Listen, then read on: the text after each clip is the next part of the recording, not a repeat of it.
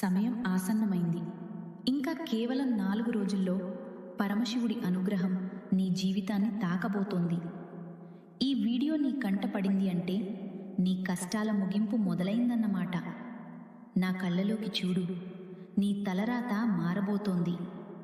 రాబోయే మహాశివరాత్రి కేవలం పండుగ కాదు, నీలోని చీకటిని తొలగించి వెలుగును నింపే మహాపర్వదినం. నీ మానసిక బాధలు, ఆర్థిక ఇబ్బందులు, ఇవన్నిటికీ మహాదేవుడు ఇప్పుడే ముగింపు పెడతాడు.